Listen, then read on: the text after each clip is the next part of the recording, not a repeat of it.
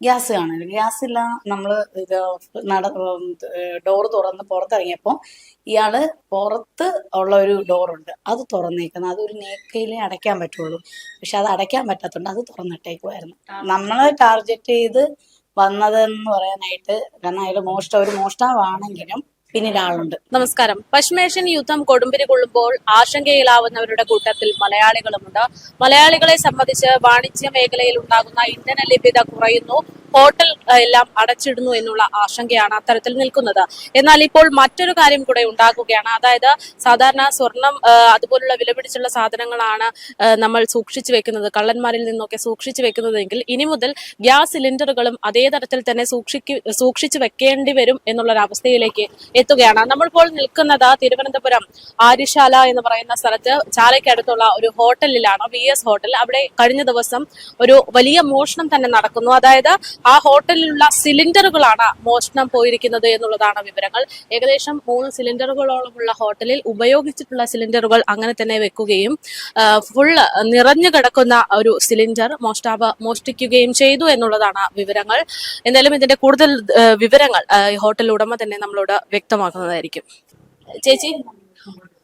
ചേച്ചി നമ്മളിപ്പോ സ്വർണ്ണമൊക്കെ എങ്ങനെ സൂക്ഷിച്ചു വെക്കുക എന്നൊക്കെ പറയുന്നത് കേട്ടിട്ട് ആ അവസ്ഥയിലേക്ക് എത്തിയിരിക്കുകയാണ് ഗ്യാസിന്റെ കാര്യം. എന്തായിരുന്നു ശരിക്കും സംഭവം, എപ്പോഴാണ് ശ്രദ്ധിച്ചത്? ഞങ്ങള് ആക്ച്വലി ഇത് നടന്ന സമയം ഒരു 1:45 മണിയാണ്, മോർണിംഗ്, ഏർലി മോർണിംഗ് 1:45. പിന്നെ ഞങ്ങള് ഷോപ്പ് തുറക്കാൻ വരുന്ന പോലെ ഇന്നും വരുന്ന പോലെ വന്നു. അപ്പൊ അവിടെ ഈ പൂട്ട് തുറന്നിട്ട് നന്നായി പൂട്ടിയിട്ടാ പോയിരിക്കുന്നത്. അപ്പൊ നമ്മള് ആസ് യൂഷ്വൽ നമ്മള് പൂട്ട് തുറന്ന് അകത്ത് കയറി. ലൈറ്റ് ഇട്ടപ്പോൾ ലൈറ്റ് കത്തുന്നില്ല. അപ്പൊ കുറച്ച് സ്ഥലത്തുള്ളതിൽ ഇൻവെർട്ടർ കണക്റ്റഡ് അല്ല, അപ്പൊ ലൈറ്റ് കത്തുന്നില്ല. അപ്പൊ അതെന്താണെന്ന് അറിയാൻ വേണ്ടി ചേട്ടൻ നോക്കിയപ്പോഴത്തേനും ഫ്യൂസ്, നമ്മുടെ മെയിൻ കണക്ഷൻ ഓഫ് ചെയ്തേക്കുന്ന ഫ്യൂസ് ഊരിയിട്ടേക്കുന്നു. അപ്പോൾ ആരോ കയറിയതെന്ന് മനസ്സിലായി. പിന്നെ ഗ്യാസ് കുറ്റിയൊന്നും നമുക്ക് അപ്പോഴങ്ങനെ പോകത്തില്ലല്ലോ. പിന്നെ ഞങ്ങൾ രാവിലെ മോർണിംഗ് ചായ മുതൽ ബ്രേക്ക്ഫാസ്റ്റ്, പിന്നെ ഉച്ചയ്ക്ക് ലഞ്ച്, ഊണ്, ബിരിയാണി, അങ്ങനെ ഇത്രയാണ് നമ്മൾ കൊടുക്കുന്നത്. പിന്നെ വൈകുന്നേരം ആകുമ്പോൾ വൈൻഡപ്പ് ചെയ്യും. പിന്നെ പിറ്റേ ദിവസം രാവിലെ ഉള്ളൂ. അപ്പൊ ചായയുടെ നമ്മൾ നോക്കിയപ്പം ഗ്യാസ് ഇല്ല. കത്തിക്കാൻ നോക്കും, അപ്പൊ ഫുൾ കുറ്റിയാണ് ഇരുന്നത്. ഗ്യാസ് കാണില്ല. ഗ്യാസില്ല. നമ്മൾ ഇത് ഡോർ തുറന്ന് പുറത്തിറങ്ങിയപ്പോൾ ഇയാള് പുറത്ത് ഉള്ള ഒരു ഡോറുണ്ട്, അത് തുറന്നേക്കുന്നത്. അതൊരു നേക്കയിലേ അടയ്ക്കാൻ പറ്റുള്ളൂ. പക്ഷെ അത് അടയ്ക്കാൻ പറ്റാത്തതുകൊണ്ട് അത് തുറന്നിട്ടേക്കുമായിരുന്നു. എന്നിട്ട് തിരിച്ചു വന്നു. അപ്പം നമുക്ക് CCTV ഒന്നും അപ്പോഴും നമ്മൾ നോക്കിയില്ല. അന്നേരം തന്നെ ഫോട്ടോ സ്റ്റേഷനിൽ വിളിച്ചിട്ട് പറഞ്ഞു, ഇവിടെ ഇങ്ങനെ എന്നതുപോലെ കളവ് പോയിരിക്കുകയാണ്, ഞങ്ങളുടെ ഗ്യാസ് കുറ്റി ഒരു ഫുൾ സിലിണ്ടർ പോയിരിക്കുവാണെന്ന് പറഞ്ഞു. അപ്പോൾ അവർ പറഞ്ഞു ശരി ഞങ്ങൾ വരാമെന്ന് പറഞ്ഞു. വന്നു അവർ സ്പോട്ടെല്ലാം വിസിറ്റ് ചെയ്തു, എല്ലാം സംസാരിച്ചിട്ട് പോയി. അപ്പോൾ ആ സമയത്ത് പറഞ്ഞു വിഷ്വൽസും റിട്ടേൺ കംപ്ലൈൻറ്റുമായിട്ട് കൊണ്ടു ചെല്ലണം എന്ന് പറഞ്ഞു, സ്റ്റേഷനിൽ പോകണം എന്ന് പറഞ്ഞു. അത് കഴിഞ്ഞ ശേഷമാണ് ചാനലിൽ വിളിച്ചത്. അന്നേരം വിഷ്വൽസ് ആയപ്പോഴത്തേനും അയാൾ കറക്റ്റ് വരുന്നുണ്ട്, എല്ലാ കാര്യങ്ങളും നന്നായിട്ട് നമുക്ക് അറിയാൻ പറ്റുന്നുണ്ട്, വരുന്നുണ്ട്. വന്നകത്ത് കയറി. അപ്പോൾ ഈ അവിടെ ഒരു ക്യാമറ വെച്ചേക്കുന്നത് അറിയത്തില്ല. അപ്പോൾ ഈ ഫ്യൂസ് ഊരിട്ടേക്കുന്നുണ്ട്, ക്യാമറ വർക്കിംഗ് എല്ലാം. ക്യാമറ കണ്ടപ്പോഴത്തേനും അയാളോട്ടിനെ ചാക്കെടുത്തിട്ട് അതെല്ലാം നിങ്ങൾ ഇതിൽ കണ്ടു കാണുമല്ലോ.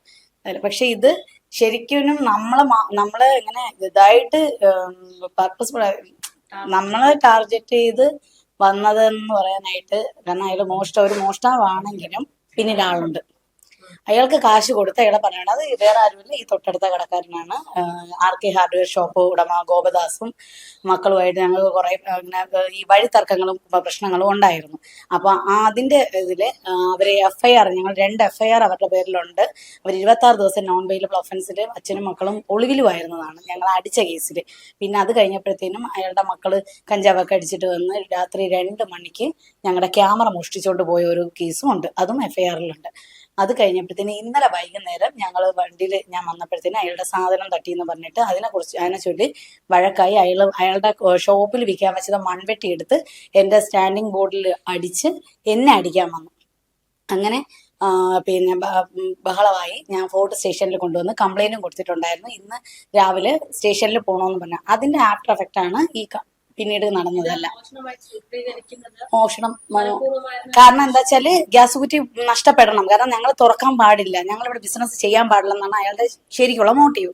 അപ്പൊ അതിന് വേണ്ടിയിട്ട് ഗ്യാസ് കുറ്റി നഷ്ടപ്പെടണം, പുറത്തുനിന്ന് ഒരാൾക്ക് കാശ് കൊടുത്തു. കാരണം അയാളുടെ മക്കളോ ഇതിൽ ഇൻവോൾവ് ആയി കഴിഞ്ഞാൽ 2-3 FIR ആയി കഴിഞ്ഞാൽ പിന്നെ ഗുണ്ടാലിസ്റ്റ് പേര് വരുമല്ലോ. അപ്പോൾ അതുകൊണ്ട് അവര് മറഞ്ഞു നിന്നിട്ട് അവര് തന്നെ ഇത് ചെയ്തത്. അപ്പൊ ഗ്യാസ് കുറ്റി നഷ്ടപ്പെട്ട് കഴിഞ്ഞാൽ എന്തായാലും നമുക്ക് തുറക്കാൻ പറ്റില്ല. ഇപ്പോഴത്തെ ഈ രൂക്ഷമായിട്ട് നിൽക്കുന്ന പ്രതിസന്ധിയിൽ ഗ്യാസ് കുറ്റിയാണ് ഏറ്റവും മെയിൻ ആയിട്ട്. അത് അയാൾക്ക് നമുക്ക് അറിയാം. അപ്പൊ അതുകൊണ്ട് അപ്പം ഞങ്ങൾ ഈ വരുന്നവരൊക്കെ ചോദിക്കുന്നുണ്ട്, നിങ്ങൾ ഷോപ്പ് എത്ര ദിവസം കാണും, ഒരുപാട് ഹോട്ടലുകൾ അടയ്ക്കുന്നുണ്ട് എന്ന് പറഞ്ഞപ്പം ഞങ്ങളുടെ കയ്യിൽ ഒരു കുറച്ച് ഞങ്ങൾ സ്റ്റോക്ക് ഉണ്ട്.